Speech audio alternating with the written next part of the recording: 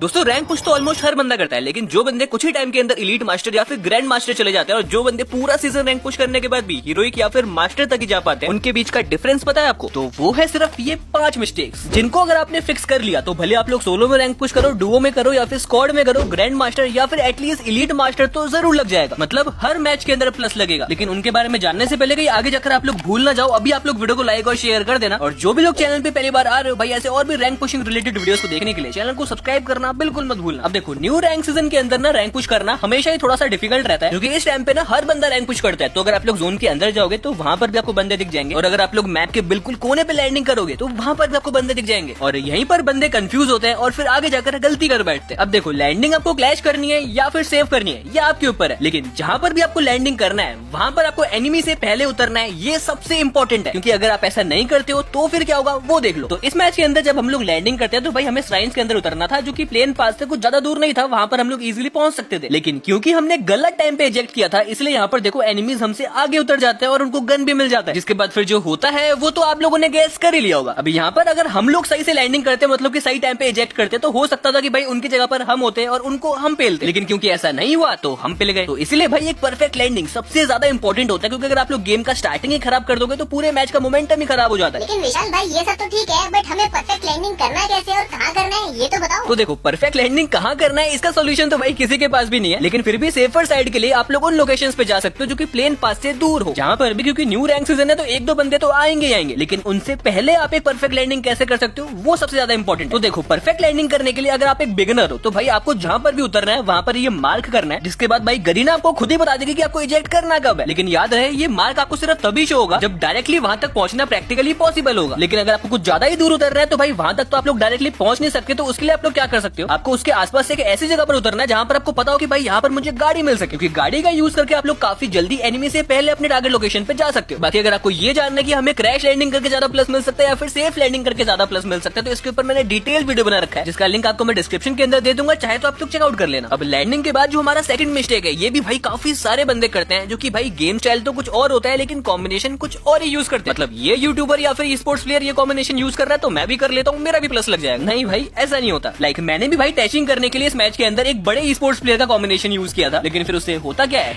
वो आप लोग देख ही सकते हो। अब देखो मुझे पता है कि भाई रैंक पुश करने के लिए आपका गेम प्ले सबसे ज्यादा इंपॉर्टेंट है, सबसे ज्यादा मैटर करता है, लेकिन अगर आप लोग अपने गेम प्ले के अकॉर्डिंग या फिर गेम स्टाइल के अकॉर्डिंग एक बढ़िया सा कॉम्बिनेशन यूज कर लोगे ना, तो भाई आपको स्लाइटली एज मिलेगा या फिर कह सकते हैं बेटर बेनिफिट मिलेगा। लाइक फॉर एग्जांपल जो बंदे लॉन्ग रेंज फाइट करते हैं वो मारो, राफेल या फिर एक्टिव कैरेक्टर के अंदर आइरिस या फिर स्काइलर को यूज कर सकते हैं। एंड अगर कोई शॉर्ट रेंज फाइट कर रहा है तो वो अपने कॉम्बिनेशन के अंदर हयातो, वुल्फ्रा, लूना इन सबको यूज कर सकते हो, या फिर एक्यूरेसी वाले कैरेक्टर्स को भी यूज कर सकते हो। और वहीं अगर आप ये दोनों ही करते हो तो भाई उनका मिक्सअप यूज कर लो, मतलब एक लॉन्ग रेंज और एक शॉर्ट रेंज वाला कैरेक्टर। लेकिन मेक श्योर आपके कॉम्बिनेशन के अंदर एक ना एक डिफेंसिव कैरेक्टर जरूर हो, क्योंकि ये आपका डिफेंस और अटैक दोनों करवाता है। मतलब भले आप लोग रश करो या फिर सर्वाइव करो, दोनों को ही काम आता है। तो आगे से भाई किसी का भी कॉम्बिनेशन, इवन मेरा भी कॉम्बिनेशन एकदम अंधों की तरह यूज मत करना। अगर आपका गेम स्टाइल वैसा है जैसे मैंने वीडियो में बताया तभी उसको यूज करना। भाई ने बोला करने का तो करने का। लेकिन कॉम्बिनेशन के साथ अगर आप लोग गन सिलेक्शन सही से नहीं करोगे तो ये भी फाइट के अंदर काफी बड़ा इंपैक्ट क्रिएट करता है, क्योंकि अगर आप अपने गेम स्टाइल या फिर कॉम्बिनेशन के अकॉर्डिंग अपने गन सिलेक्शन नहीं करोगे तो वहां पर आपको उतना बेनिफिट नहीं मिल पाएगा। जिसमें से जो आपका गेम स्टाइल है वो सबसे ज्यादा इंपॉर्टेंट है, कि भाई आप लोग शॉर्ट रेंज के अंदर घुसकर मारने वाले बंदे या फिर थोड़ा सा डिस्टेंस मेंटेन करके मारने वाले बंदे। जैसे मैं थोड़ा सा डिस्टेंस मेंटेन करके मारने वाला बंदा हूं, लेकिन यहाँ पर क्योंकि मैं वेपन ग्लोरी पे पुश कर रहा था तो इसीलिए इस फाइट के अंदर मैं मैक्स 7 यूज कर रहा था, जिससे कि फिर मैं डिस्टेंस का अंदाजा नहीं लगा पाता हूँ और यहाँ पर इस फाइट के अंदर मैं मर जाता हूँ। तो ऐसे अगर आप लोग भी शॉर्ट रेंज के अंदर थोड़ा सा डिस्टेंस मेंटेन करके फाइट करते हो तो आप लोग एसएमजीज को प्रेफर करना है, जिसके लिए आप लोग यूएमपी, MP5 या फिर MP40 को यूज कर सकते हो। जिनका अगर आपके पास लेजेंडरी या फिर अच्छे स्किन्स नहीं है तो आप लोग बाइजन या फिर मैक 10 को भी यूज कर सकते हो, क्योंकि इनका रेट ऑफ फायर और डैमेज नॉर्मल स्किन्स के साथ भी काफी बढ़िया आता है। और वहीं अगर आप लोग एकदम इंटेंस शॉर्ट रेंज के अंदर घुसकर मारते हो तो भाई उसके लिए शॉटगन सबसे बढ़िया होता है। और अगर आपको शॉटगन यूज करना आता है फिर तो वेल एंड गुड है, और अगर नहीं आता तो भाई 1-2 दिन यूज करोगे तो सीख जाओगे। और वहीं अगर मैं लॉन्ग रेंज वाले गन की बात करूं तो भाई लॉन्ग रेंज के अंदर आप लोग हमेशा ऐसे गन्स को यूज करना जिसका एक तो डैमेज ज्यादा हो, रेट ऑफ फायर ज्यादा हो, और सबसे इंपॉर्टेंट उससे ग्लू वॉल जल्दी फूट जाए, जिसके लिए आप लोग मार्क्समैन के अंदर SKS, SVD या फिर M14 को यूज कर सकते हो। और वहीं AR के अंदर आप लोग AK, ग्रोजा, पैराफेल इन गन्स को यूज कर सकते हो। और वहीं मशीन गन के अंदर आप लोग M249 या फिर M60 को यूज कर सकते हो। बाकी यहाँ तक अगर आप लोग वीडियो देख रहे हो तो भाई आप लोग कमेंट के अंदर जरूर बताना कि भाई आप लोगों ने अभी तक बैटल रॉयल के अंदर कहाँ तक रैंक पुश कर लिया है, जिससे कि मुझे ये पता चल जाएगा कि भाई कौन कौन से मेरे जो ऑडियंस है वो यहाँ तक वीडियो को कंटिन्यूअसली देख रहे हैं। बाकी गन सिलेक्शन तो यहाँ पर मैंने आपका करवा दिया, लेकिन उसके बाद भाई आप लोग फाइट्स कैसे निकालोगे? जहाँ पर लॉन्ग रेंज फाइट्स तो भाई आप लोग आसानी से निकाल ही लेते हो, लेकिन मेन दिक्कत दिक्कत आती है भाई शॉर्ट रेंज फाइट्स के अंदर। और ये दिक्कत भाई अगर आपने फिक्स कर लिया तो भाई 70% मैच तो आपके हाथ में आ जाता है, क्योंकि भाई फाइट्स को अगर आपने आसान कर लिया